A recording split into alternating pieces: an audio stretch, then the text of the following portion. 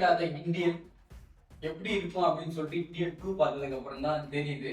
So வந்து Indian 2 release ஆனதுல இருந்தே நிறைய டிவில இந்தியன் படத்தை ஃபர்ஸ்ட் பார்ட்டை வந்து நிறைய வாட்டி போட்டதுல இருந்து எனக்கு ஒரே ஒரு விஷயம் மட்டும் தெளிவா தெரிஞ்சிச்சு.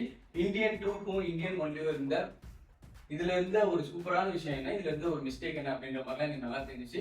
ஸோ இந்தியன் 2 வந்து முதல் நாள்ல வந்து ஒரு பயங்கரமான ஒரு யோசனைகளெல்லாம் சோசியல் மீடியாலாம் பயங்கரமா வந்ததுக்கு அப்புறமும் மன தைரியத்துடன் அடுத்த நாள் ஷோ பார்க்க போனேன். ஸோ படம் எப்படி இருக்கு அப்படின்னு சொல்லிட்டு பார்த்தா, ஃபர்ஸ்ட் ஆஃப் ஆல் ஒன்று கூட நான் கிளியர் பண்ணிக்கிறேன். இந்த சோசியல் மீடியா கலாய்களெல்லாம் படம் அவ்வளோ கேவலமாலாம் இல்லை.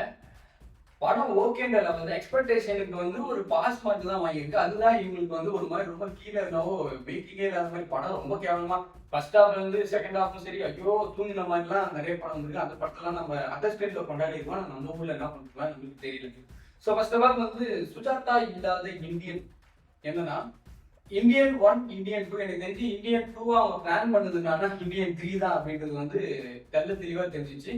அது இவங்க அதிகமா ஃபுட்டேஜ் எடுத்துட்டாங்களா இல்ல சங்கருக்கு திடீர்னு வந்து இதெல்லாம் நான் வச்சே ஆகணுன்ற ஒரு இதை, ஏன்னா அவரோட இந்த படம் ஃபுல்லா சங்கர் படமாவே தெரியல. எந்த டிபார்ட்மெண்ட் வைஸும் மேக்கிங்காகவும் சரி, மியூசிக்காகவும் சரி, எடிட்டிங்காகவும் சரியா அவரோட படத்துல ஒரு 3 மணி நேரம், அவரோட எல்லா படமும் ஒரு 3 மணி நேரம் லென்த், இதுவும் 3 மணி நேரம் தான். அந்த 3 மணி நேரத்துலயும் முந்தைய படத்துக்கும் இப்ப இருக்க படத்துல என்ன ஒரு டிஃபரன்ஸ் அப்படின்னா, இதுல வந்து 3 மணி நேரம் இருந்தாலும் கிறிஸ்பா இருந்தாலும் நமக்கு போர் அடிக்காது. இது வந்து ரொம்ப இழுத்துக்கிட்டே இருக்கு. ஆனா இதெல்லாம் பழைய டெக்னிக் யூஸ் பண்ணலாம், தப்புல விண்டேஜ் ஃபீல் கொண்டு வரதுக்கு. அது ரொம்ப பழைய டெக்னிக்லாம் யூஸ் பண்றது அவர் போட்டமா சாவச்சமா வந்துமான்னு இல்லாம இது என்ன டெக்னிக் தெரியுமா அப்படின்னு சொல்லிட்டு அவர்கிட்ட கிளாஸ் எடுக்கலாம்.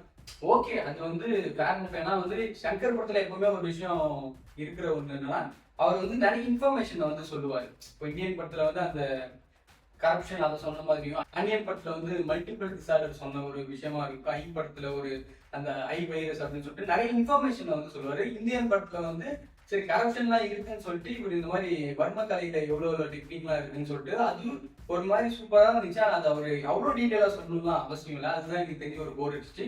அதுல வந்து நீங்க ஆக்டிங்கா வச்சு பார்க்கும்போது கமலே வந்து ஒரு எக்ஸ்ட்ரா கேமியோ மாதிரி தான் வந்துருக்காரு. சித்தார்த் தான் இந்தியன் 2ல ஹீரோ என்னடா சொல்றேன் அப்படின்ற மாதிரி. ஆமா இப்படிதான் இருந்துச்சு. சித்தார்த் வர எல்லா சீனுமே சூப்பரா இருந்துச்சு. இந்தியன் தாத்தா வர எல்லா சீனுமே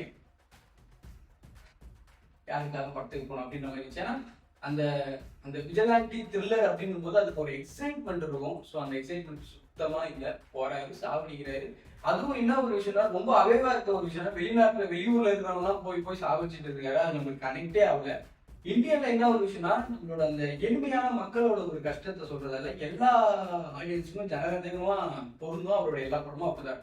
ஸோ இதை வந்து ரொம்ப ஏன் அவரோட டெக்னிக்கை மாத்திட்டாரா அப்படின்லாம் ஒன்றும் தெரியல. அதெல்லாம் ரொம்ப ரொம்ப இதா இருந்துச்சு. எனக்கு ஆக்டிங் வச்சு பார்த்தா சித்தார்த் ஆக்டிங் உண்மையாலே சூப்பராக இருந்துச்சு. எஸ்பெஷலா வந்து ஒரு பர்டிகுலர் சீன் இருக்கும் செகண்ட் ஹாஃப்ல சித்தார்த்துக்கு. உண்மையாலே சொல்ற செம்ம ஆக்டிங். அதுல இருந்து கமல் கூட ஒரு பேசுற டைலாக் வரைக்குமே சூப்பரா ஆக்ட் பண்ணியிருந்தாரு. அந்த படத்துல சித்தார்த் தான் ஹீரோ மாதிரியே தெரிஞ்சாரு. ரொம்ப ரொம்ப எனர்ஜெட்டிக்கா இருந்தாரு அப்படின்ற மாதிரி சொல்லலாம். அதுக்கு அடுத்தது வந்து பார்த்தீங்கன்னா விவேக் சார் வந்து ஒரு சின்ன எமோஷனல் வந்துச்சு ரொம்ப நாள் கழிச்சு. ஃபர்ஸ்ட் படமும் கடைசி படமும் கமல் கூட அப்படிங்கும்போது அவரோட பஞ்செல்லாம் பயங்கரமா ஒர்க் அவுட் ஆச்சு அப்படின்ற மாதிரி சொல்லலாம். அதே மாதிரி தான் நெடுமுடி வேணும் சார், அப்புறம் வந்து மனோபலா அப்படின்னு சொல்லிட்டு, அப்புறம் மாரிமுத்து அவன் சொல்லிட்டு அவரோட அந்த சின்ன மாரிமுத்து வந்து சின்ன போர்ஷன் தான் அவர் வாய்ஸ் ரொம்ப மிஸ் பண்றது. அது அவர் வாய்ஸ்லாம் வேற டப் பண்ணிடுறாங்க, அதெல்லாம் ஓகே. அதுக்கடுத்து வந்து சினிமோட்டோகிராஃபி ஒரு மாதிரி சூப்பராகவே இருந்துச்சு அப்படின்ற மாதிரி சொல்லலாம்.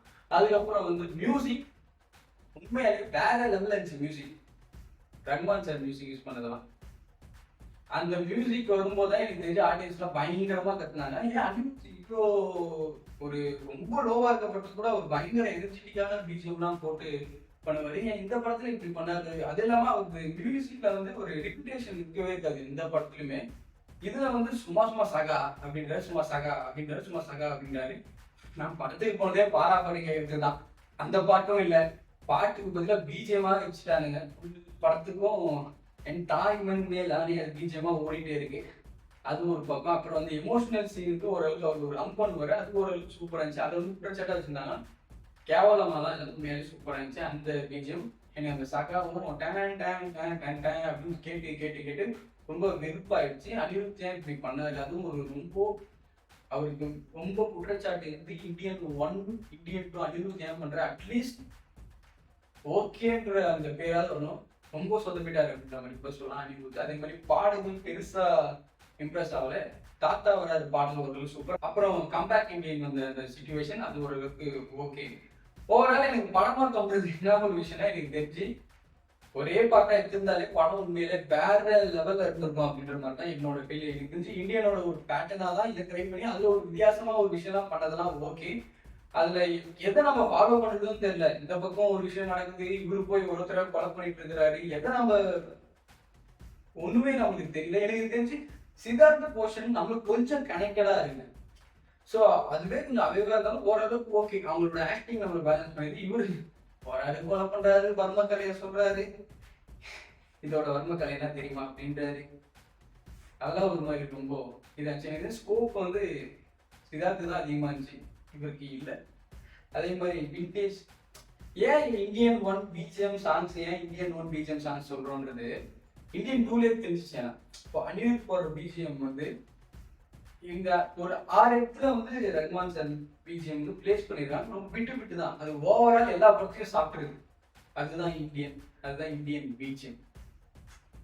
ரொம்ப ஒரு மாதிரி எக்ஸ்பெக்டேஷன் எல்லாருக்கும் ஓகே அப்படின்ற லெவல் தான் இருக்கு. ரொம்ப ப்ரெடிக்டபிளா இருக்கு. அதே மாதிரி எந்த சீனுமே பெருசா நம்மளுக்கு கனெக்ட் ஆகல. ஒரு 5-6 சீன் சூப்பரா கனெக்ட் ஆகுது. அது வந்து சித்தார்த்தோட ஒரு போர்ஷன்ஸ். அதுக்கப்புறம் ஒரு சில சீன்ஸ்லாம் நார்த் இந்தியாவில் போறாரு. நார்த் இந்தியாவிலேயும் அவங்க ஒரு விஷயம் வந்து எல்லாம் ஹிந்தியில வர எழுதுறாரு ஒரு விஷயத்த. அது வந்து டப் பண்ணாவும் நம்ம டப்பிங் படம் பார்த்த மாதிரி எனக்கு ஒரு ஃபீல் ஆச்சு, என்னடா அப்படின்னு சொல்லிட்டு. அந்த ப்ராஸ்தட்டிக் மேக்கப்புக்கும் ஒரு வேல்யூ இல்லாமல் போச்சு. ஸோ எது எப்படி என்ன சொல்றது அப்படின்ற மாதிரி தெரியல. அதே மாதிரி இந்த படத்துக்கு எதுக்கு 3 hours எனக்கு வந்து பெருசா லென்த்லாம் தெரியல. ஆனா சில சீன்ல சலிப்பு வருது. என் பின்னாடி உக்காந்தலாம், சீட்டுக்கு பின்னாடி உக்காந்தலாம் புரியுதோ புரியலையோ சும்மா கராச்சிருந்ததுக்கான அந்த மாதிரி. ஆனா கிளைமேக்ஸ்ல வர அந்த சீன் ஒரு நியூஸ் புரிஞ்சு எல்லாருமே இந்திய தாத்தாவை போட்டு குழக்கிற ஒரு சிச்சுவேஷன் மாதிரி வருது. எனக்கு தெரிஞ்சு படமா அப்படிதான் இருந்திருக்கும். பார்ட் 3 இல்லைனா இந்தியன் தாத்தா வந்து எக்ஸ்போஸ் பண்றாங்க, அவர் திரும்பி வராரு, அவர் ஒரு தப்பு பண்றதால அவங்களே அடிச்சு போட்டுறாங்க. அது இன்டர்வல். அதுக்கப்புறம் செகண்ட் ஹாஃப்ல வந்து அவர் வந்து உங்களுக்கு இப்ப இருக்கிற இழப்பு தான் தெரியுது, உண்மையான இழப்பு என்னன்னு சொல்லிட்டு ஒரு பிளாஷ்பேக் சொல்றாரு. அந்த ஒரு பிளாஷ்பேக் சூப்பரான ஒரு, ஏன்னா சங்கர் படத்துல எப்பவுமே ஒரு பிளாஷ்பேக் இருக்கும், அந்த பிளாஷ்பேக்கும் இல்லை இந்த படத்தில். ஸோ அந்த பிளாஷ்பேக்காக வெயிட் பண்ணி அதுக்கப்புறமா இவங்க எல்லாருமே தாத்தா இவ்வளோ பெரிய ஆள் அப்படின்னு சொல்லிட்டு இவருக்கு சப்போர்ட் பண்றாங்க அப்படின்ற மாதிரி பண்ணியிருந்தாலே ஒரு சூப்பராக இருந்தது. எதுக்கு இவ்வளோ நீளம், why why Shankar, why Anirudh, why அப்படின்ற மாதிரி தான் எனக்கு தோணுது. ஸோ ஓரளவுக்கு ரொம்ப டீசெண்டான படம். ஆனால் இந்தியன் 1 கிட்டலாம் நெருங்கவே முடியாது.